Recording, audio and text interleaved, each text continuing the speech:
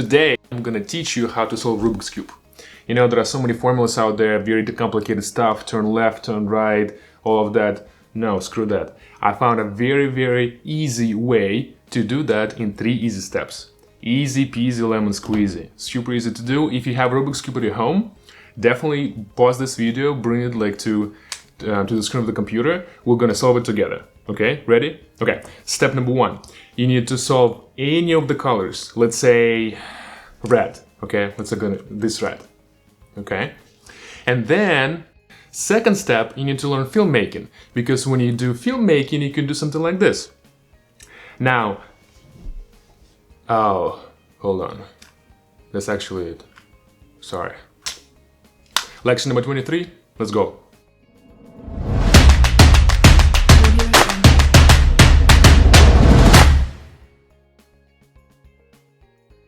Today we're talking about multi-dimensional arrays, okay? So let's get back to the slides.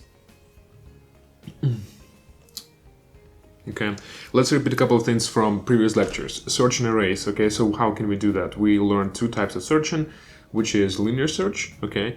Which basically means we're going to iterate, we're going to traverse the array, we're going to go from left to right, visit each one of them exactly once, and compare each element to our key. So that's linear search. Why is it called linear search? That's called linear search because we just linearly go through the entire array, right? Linearly, like one by one, and yeah, that's it. So the problem is that it's very inefficient. Okay, so how long does it take? The best case scenario is like it takes only 1 comparison. How long does it take worst case scenario? N comparisons. So let's say I have an array of n elements. Let's say n is 1,000. Okay. In this case, the worst case scenario, if the element is not there or the element is at the very end of the array, it's going to take us 1,000 comparisons, which is too long, unacceptably too long. Okay. Because in real life, like not here, but in real life, you'll be searching throughout the arrays, which would have billions, millions, trillions of elements. Okay. Yeah, so that's very inefficient. That's linear search. Now, the much more efficient way of searching for the key in the array is binary search. Okay. The most important prerequisite is that the array has to be sorted either in the decreasing order or in increasing order. Okay. Then the way it works is that we immediately compare the element we're looking for example, 11 to 50, okay, which is the element in the middle. So we compare 11 and 50. 11 is less than 50. What does that mean? That means all the elements which are on the right from 50 are definitely do not contain 11. Okay, so 11 is less than 50. That means we need to look for somewhere on the left. There is no point of looking somewhere on the right. That's why we kind of throw away, we kind of scratch the entire right half of the array. Then we'll go to the left, we're looking for 11 there. What do? We just repeat the same process. We're looking for the mid. Where is the mid? Okay, so this guy is 11. Is this 7 equal to 11? No. Okay, how do they compare to each other? Key, which is 11 greater than 7. That means 11 should be located somewhere on the right, but definitely not on the left. So we throw away the left part and go over here and then find 11. Yeah, so on and so forth. Okay, so now, again, what is the best case scenario? So when, under what condition do we perform the least amount of comparisons? In our case, over here, it's going to happen when the element we're looking for is 50. Okay, so imagine a situation when we're looking for 50, we immediately got to that 50. 50 happened to be the middle element of the array. In this case, it took only 1 comparison.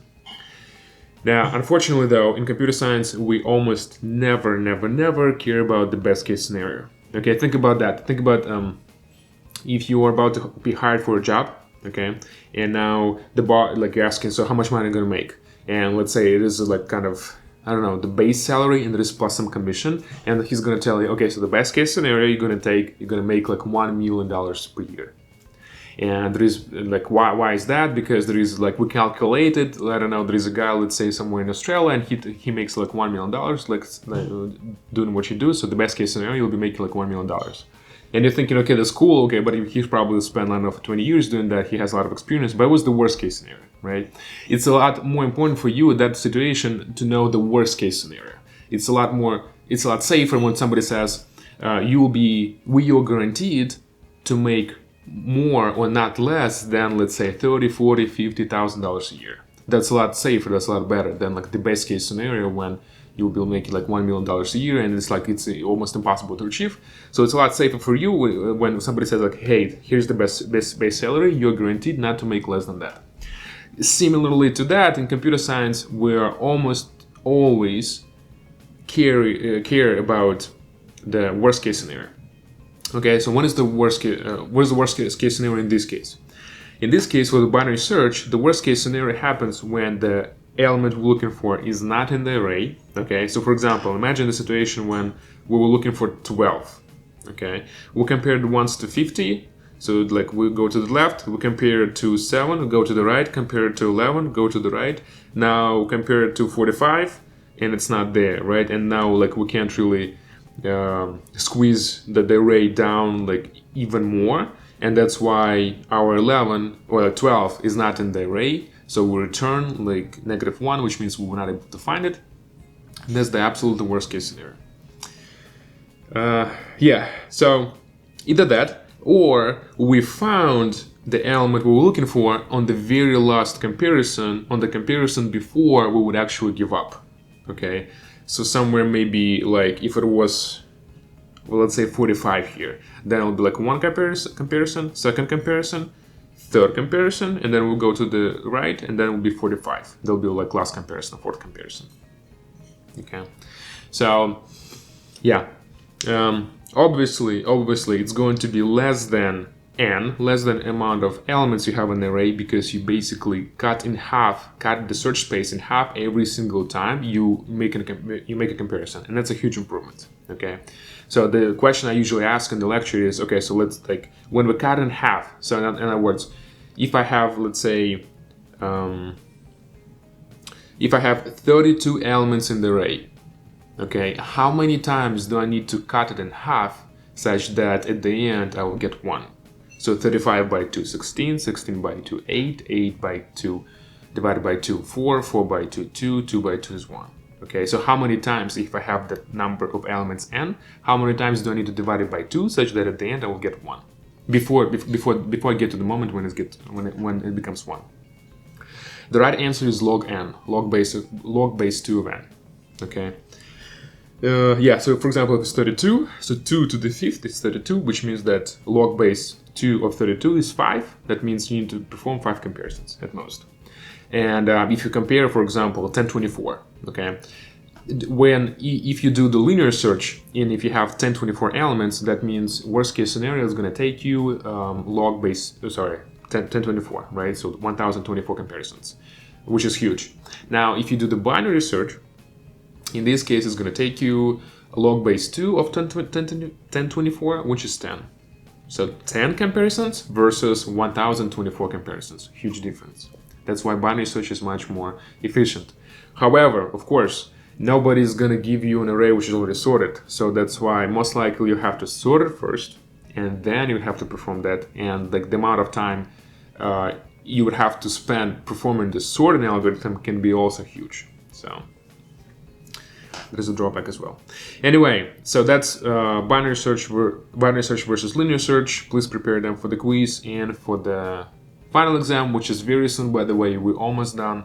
Just keep pushing through, like we're almost there. Almost there. Now, today we'll be talking about two-dimensional array. Two-dimensional array. Okay.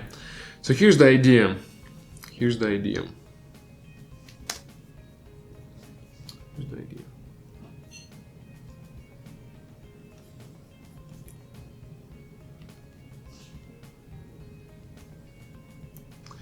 When we have one-dimensional array, okay, that's very nice. So for example, if we have an array of students and I want to store grades for those students, like A, B, C, D, or like pass, fail, or the numbers, let's say 95 out of 100 or like 85 out of 100, that's very cool, right? However, that's only one dimension. That really limits us to do something, I guess, more creative and much more efficient. For example, what if I want to create a table? Not a list, but I want to go the second dimension. I want to create a table. For example, I want to create a table which would have I don't know, let's say...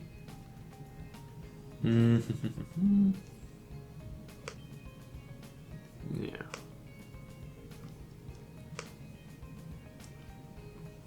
Okay. Yeah, something like this.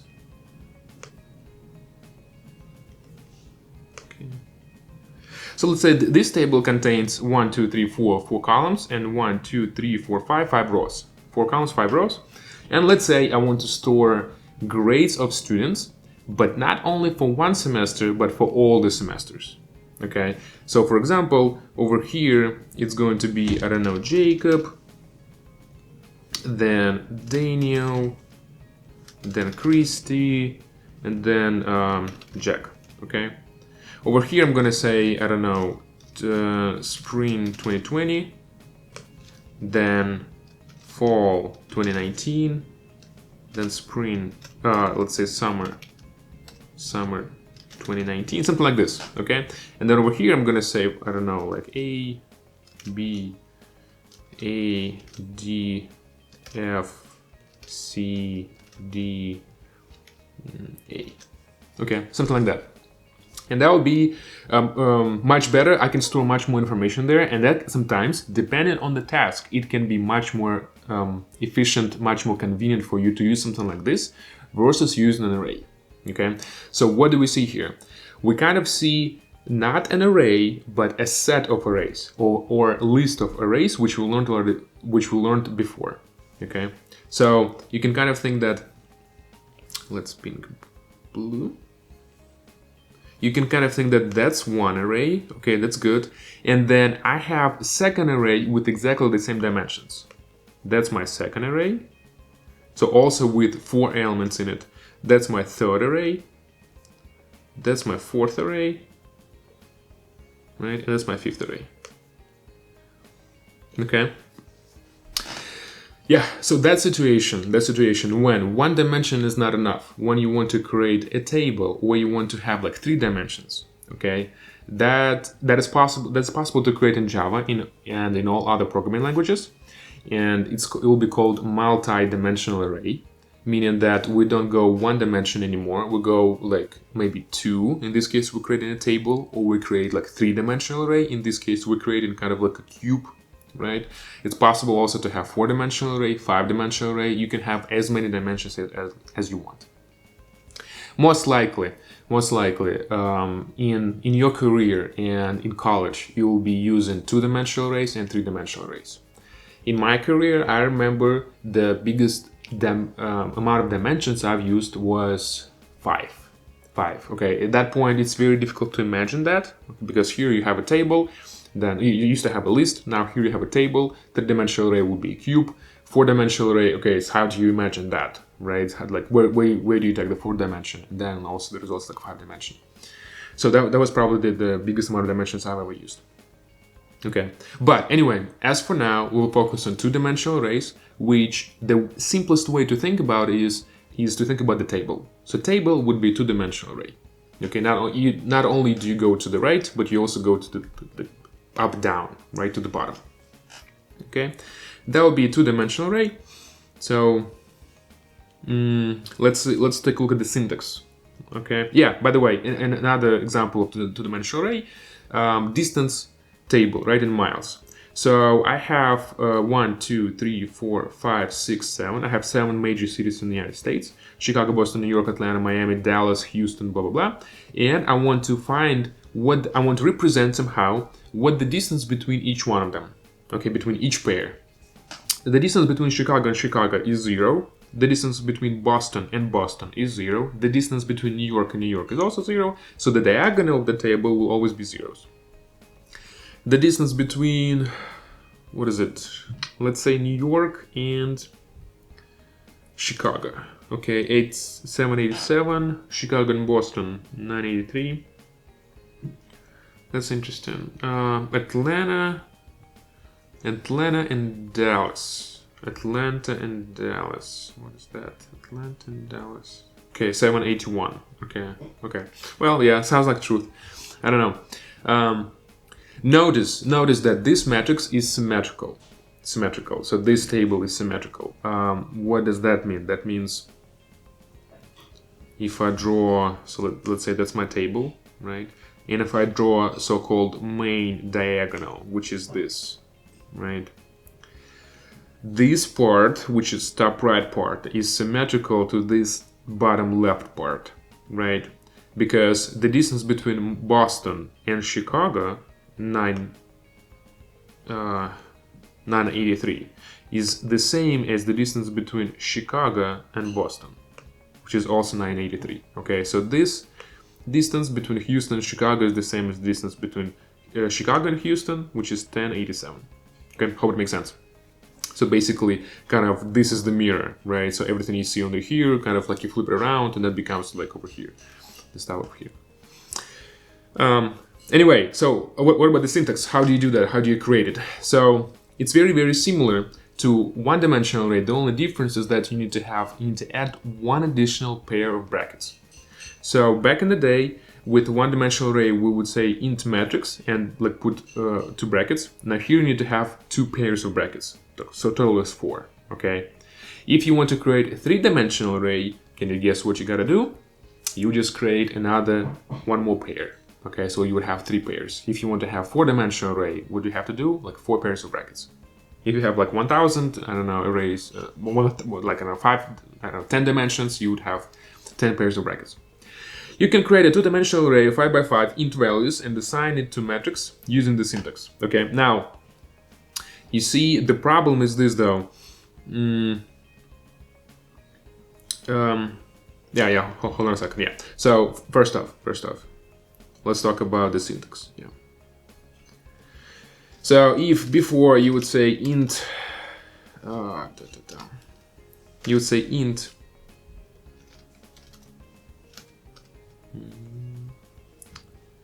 okay, hold on. You would say int m is equal to new int 5, right? And yeah, so over here you just say that I'm declaring an array, and here you would specify the dimension. With 2-dimensional matrix, you would have to say int. Okay, hold on, sorry.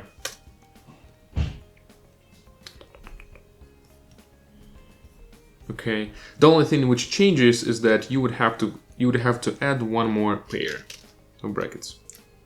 So you would say, okay,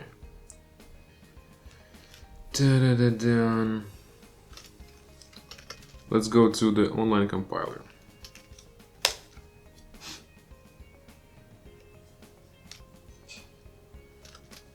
Okay.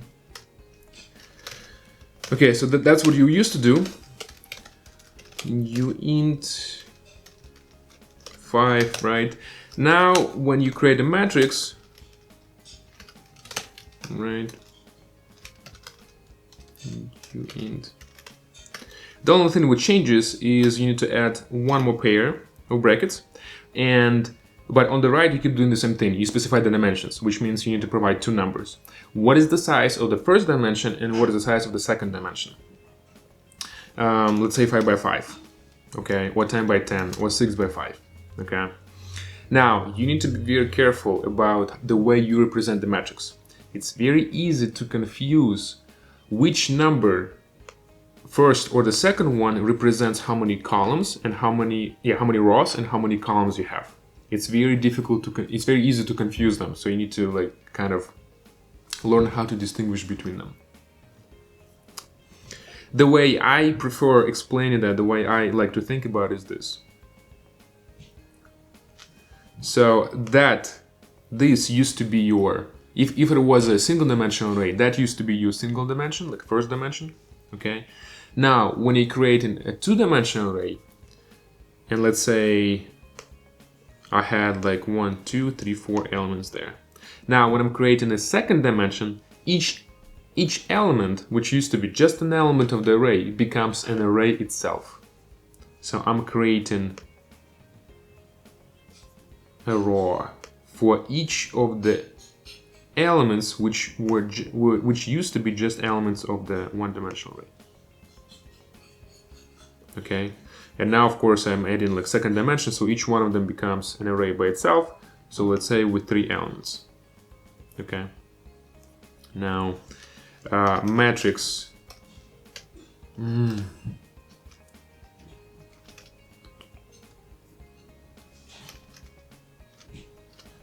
Matrix of, let's say, I don't know, 0, 2. What would that be? So the first dimension would be that way. Okay. And now the second dimension would go that way. Which means matrix of 0, 2 would point me to the 0th row and second column, which means it will point me to this location, 0, 2. Okay. So if you represent it this way, in this case, the first number would represent the row, and the second number would represent the column. But again, it's very easy to confuse them, so you need to practice with this. Okay, 5 by. But of course, when you do 5 by 5, well, it creates a square matrix, right? Yeah, so it makes things like a little bit easier. 5 by 5. Anyway, so two-dimensional array. Okay, new int 5 by 5. Okay, so I have it's going to create 5 by 5, 25 elements in the two-dimensional array. All of them will be assigned to zeros by default. Okay, now check this out. Matrix of 2, 1 is equal to 7. So the second row and the first column becomes 7.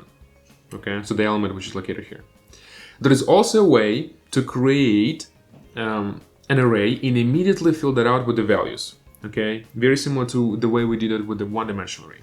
Int array is equal to, and then the braces 1, 2, 3, 4, 5, 6, 7, 8, 9, 10, 11, 12.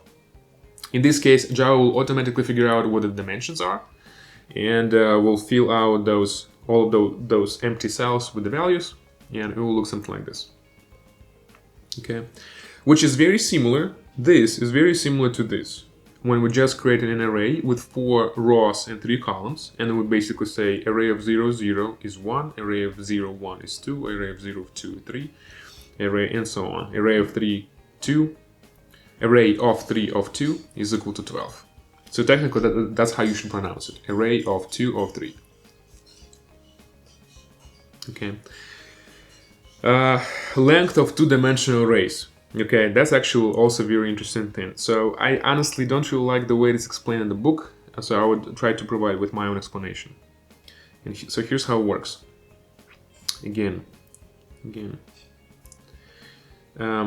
If you imagine that, again, you used to have one-dimensional array, right, which was this column, and then each element became an array by itself, okay, you can probably still guess what would be this matrix of 0, okay?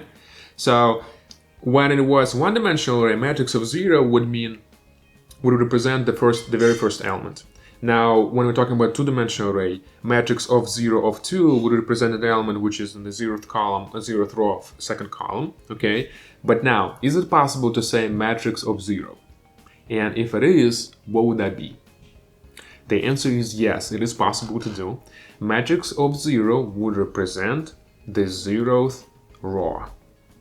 The 0th row.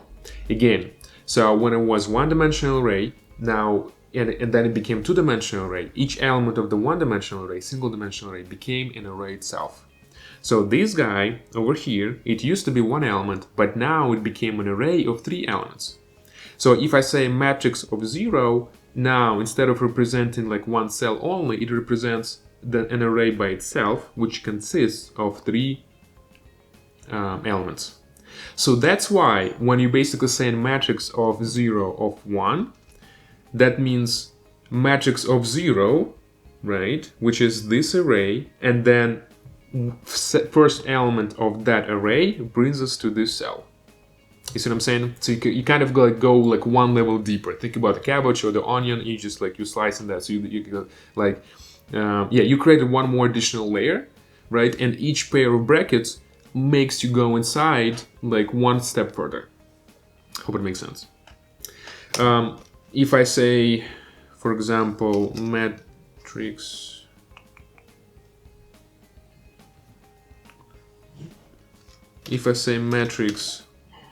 of, let's say, 2, okay, what would that mean by itself? If I say just matrix of 2, that would mean that we would go over here.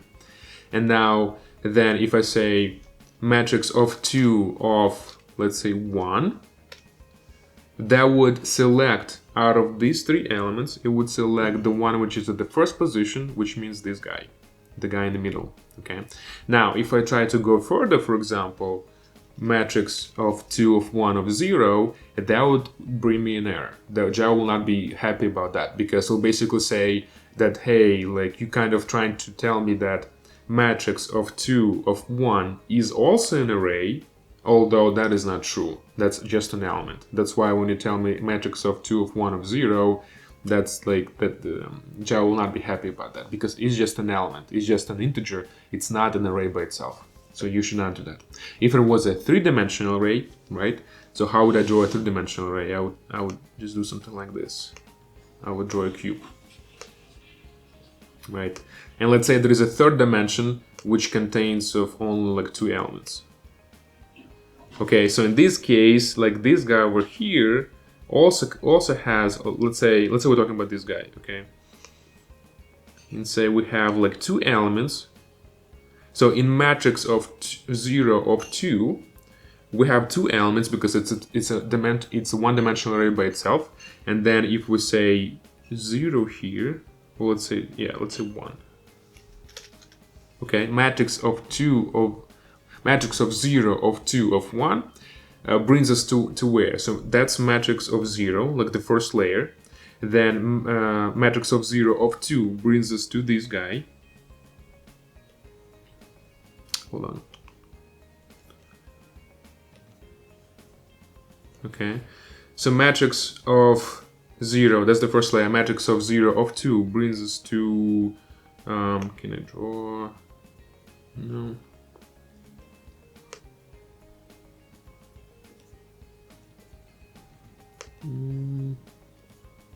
No, not the way I wanted. Yeah, so it brings us like to these 2 elements, and now matrix of 0 of 2 of 1 brings us to this guy. So that small cube in the back, Cool. Okay, moving on.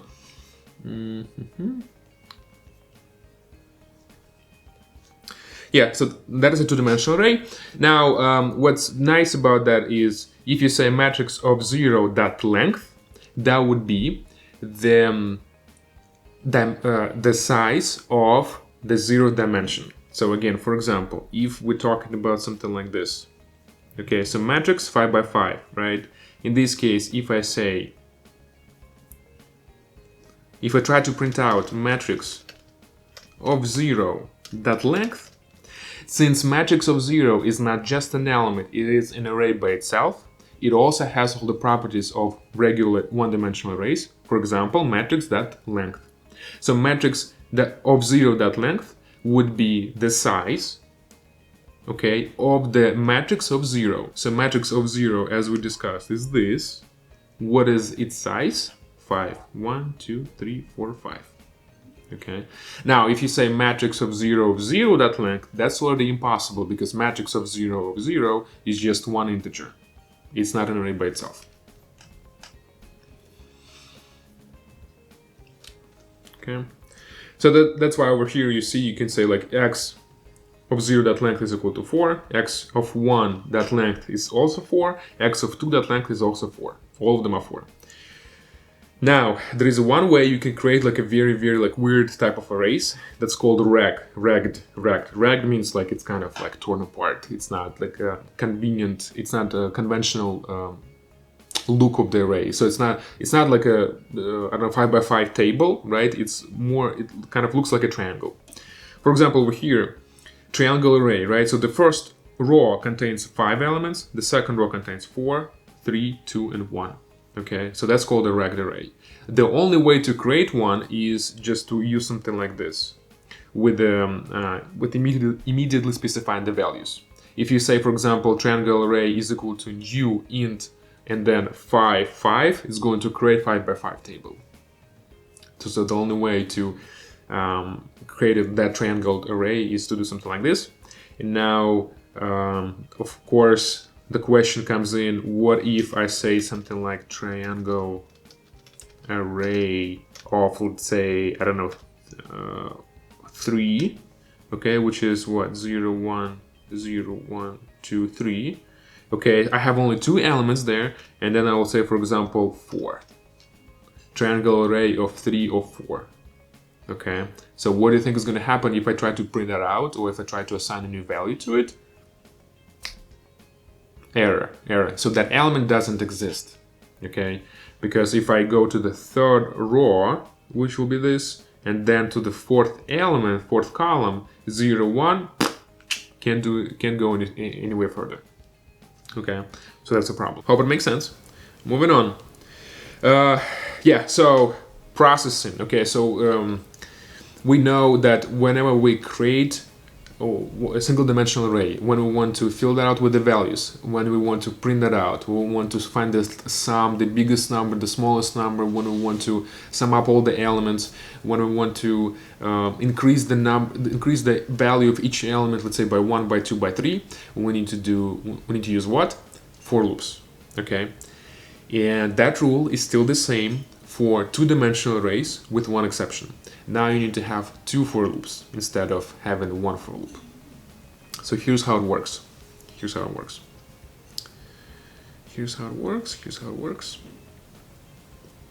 Again, let's say you have an array, 2-dimensional array, so it's a matrix. Let's say it's this. Okay, so let's say it's going to be 3 by 3. Okay. Yeah, so you have a matrix like that. And now, if you create the regular code, right? So if you write something like int matrix and you int 3 by 3, okay, and then if you just say for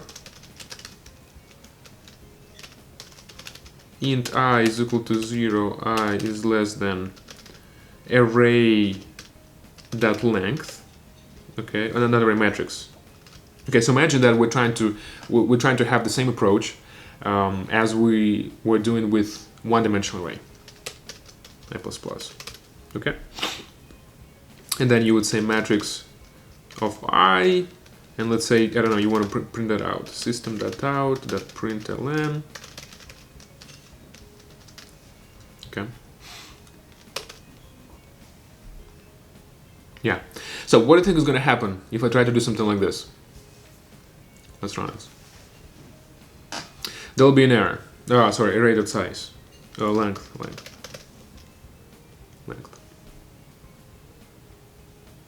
Okay. So, index out of bounds exception 16. Matrix of I. Matrix, sorry.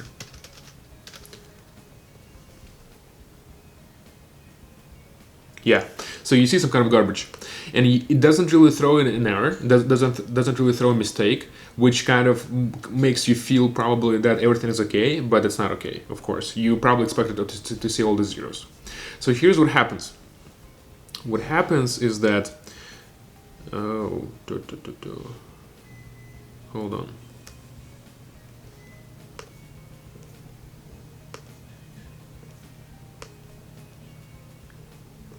What happened is that when you printed out matrix of 0, right? So when you're trying to print out matrix of 0 is not an element, is not an integer by itself anymore, it's an array. So matrix of 0, what is that? Matrix of 0 is this guy, is the entire row. And when you try to print out an array in Java, it's going to print out its location in the memory. It's going to print out its address in hexadecimal format. So basically, by the way, this, it basically says that, hey, it is an object at the address 15DB9742. So somewhere in your RAM, at that address, in the memory, you have this this array. Okay, so that's a problem. You cannot do that, of course, and it's not what you want. So if matrix of 0 is not an element but an array by itself, what do you have to do? You need to use the for loop, but for matrix of 0 or matrix of I in general case. That's why here's what you need to do. You need to have a for loop inside of the for loop. You cannot use I anymore because I is used. You need to use j. Well, it's some other variable, right? In j is equal to 0, j is less than, we'll talk about it later, j plus plus. Okay. And now, instead of matrix of I need to print out matrix of I of j. Matrix of I of j. Okay. Now, so I equals to 0, matrix I is less than matrix that length. Okay, so what is the matrix that length? That's how many rows I have, which is basically the length of the first dimension. What is the length of the first dimension? That's 3. Okay. Now, what is now if I'm talking, for example, matrix of 0, okay, that creates, in this case we're talking about the first row. How many elements in that first row do I have? It's matrix of 0 dot length. So that's why over here I need to say j is less than matrix of 0 dot length. Okay, j plus plus. And now later when I say matrix of I of j, that would point to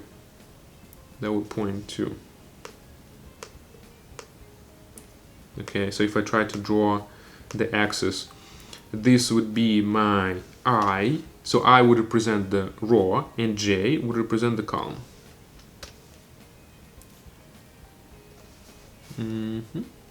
Yeah, so ith row, j's column, which means that, for example, if like at some point, if let's say I is equal to 0 and j is equal to 1, okay, that means it will be ith row, j's column, which would bring us to this guy over here.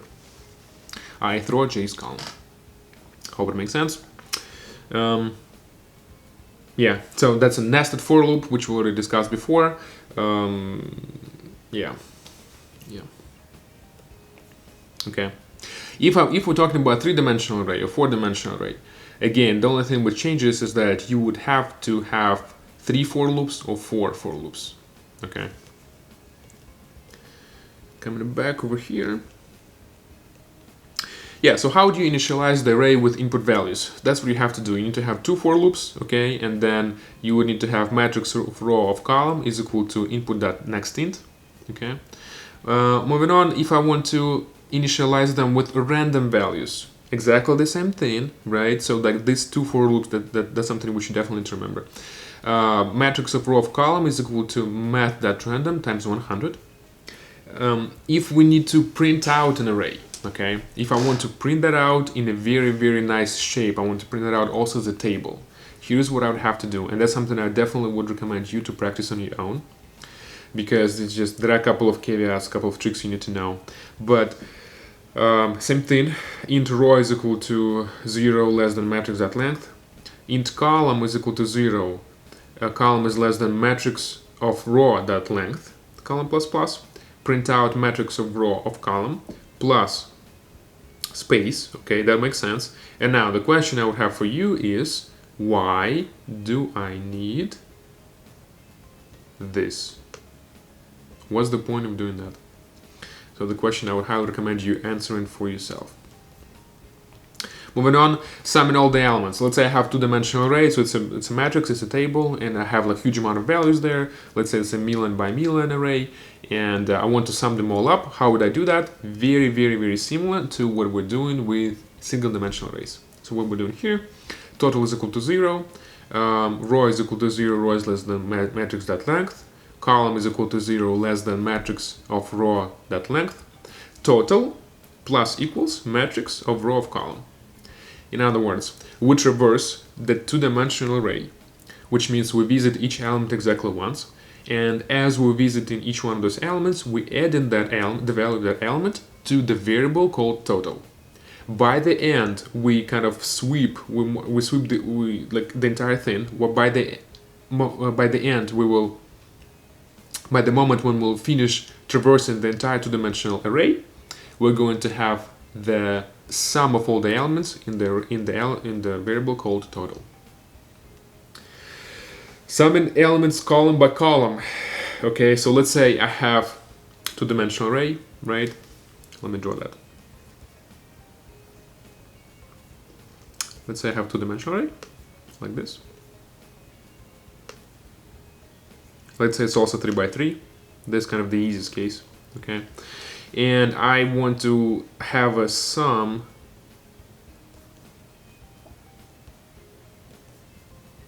of this column separate from this column and separate from this column, okay?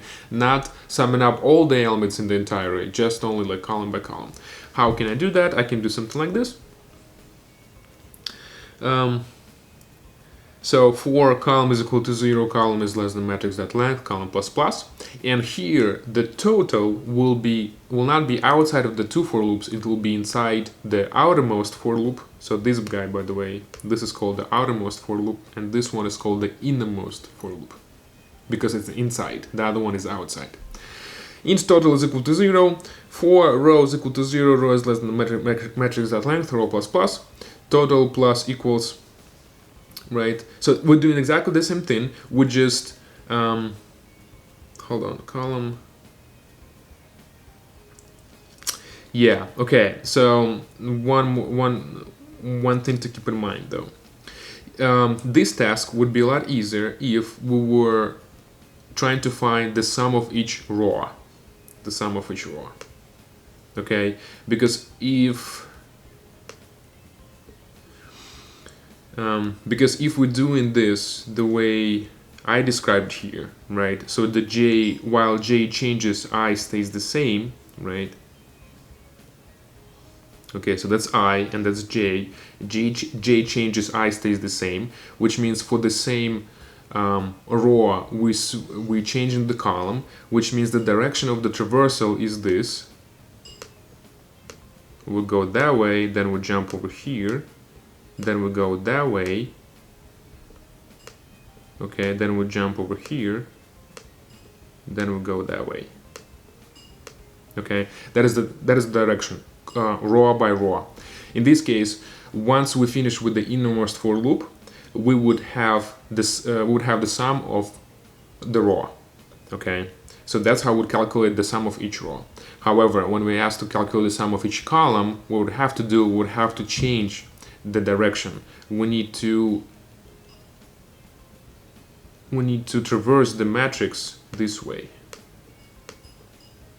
Okay, then we'll go over here, then this way, and then we'll go over here, and then this way. Cool? Yeah. How do we do that, right? So we need to change the variables I and j. We need to swap them basically. So here we need to go in the outermost loop. We need to traverse with respect to the j, and in the innermost loop we need to traverse with respect to the I. Okay. So that's actually what they did. So check this out. Here they were talking about from like in the outermost loop, they were changing the row. In the innermost loop, they were changing the column. Over here, right, when we need to find the column, the sum of the column, they in the outermost loop they changed the column. In the innermost loop they changing the row. But other than that, everything is the same.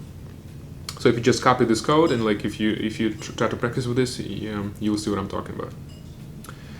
Okay, now exactly the same thing with passing two-dimensional array. So we already know that when we're talking about primitive data types, we pass in the value but not the reference. Okay, when we're talking about an array which is not a primitive data type anymore, we pass in the reference, we're not passing the value. And same thing happens when we're talking about two-dimensional array. If we have a two-dimensional array, which we pass into a method, we pass in the reference, we pass in the address of the two-dimensional array rather than the values of that array. So the same thing, like if, for example, if I have two methods, right, main method, some other method, in the main method I create a two-dimensional array, pass it to the other guy, do something to that array, then when I come back, that array is going to be changed. One-dimensional, two-dimensional, three-dimensional, doesn't matter. All arrays work very, very similar way. And here's the practice exercise. So yeah, what I would highly recommend you to do is to practice with each one of those what is like five things, right? How to initialize the two-dimensional array with input values, how to with random values, and then how to print it out, then how to sum all the elements, then how to sum all the elements by column and by row. By column it's a bit more complicated. And now I have a separate practice exercise for you, which is this, and another one. Write a program which asks the user to input two-dimensional array, right? So 2 dimensions for every matrix. Yeah, so it asks you for 2 dimensions of a matrix, right? Now creates a 2-dimensional array of that size. For example, asking user input 2 dimensions, and he says like 3, 4. Okay, which means that in the second step you create one 2-dimensional array of 3 by 4. Let's say 3 rows, 4 columns, or vice versa. It doesn't matter. Ask user to input each individual value and then print out the entire matrix. Okay, and number 4, it would create a second 2-dimensional array of the same size. For example, at the beginning, user said 3 by 4. Then in this like bullet point, in this number 4, you create the second array of exactly the same size, and then you add those matrices together, and then you print out the result. One of the things which also actually expected for you to know by now is how to add matrices, and ideally how to multiply them. Matrix addition. Matrix addition. What is it? Math is fun. That's a resource I would probably recommend you to use if you forgot how to use matrix addition, and it basically explains you like what to do, how to add matrices together, and how to multiply by constant, subtracting and multiply by constant. And if you want to multiply a matrix by another matrix, it's like a separate level, which would be actually also very cool to learn. Anyway, cool. That is it for today. Again, we're very, very close to finishing it up. This will be actually our last topic. I think on Thursday we're gonna do the same thing as we did last Thursday. So I'm gonna give you like a list of things to read, and you will study that on your own. Okay, cool. I hope you guys doing well. I hope you're not suffering because of the coronavirus. Please stay safe, and I'll see you later. Bye bye.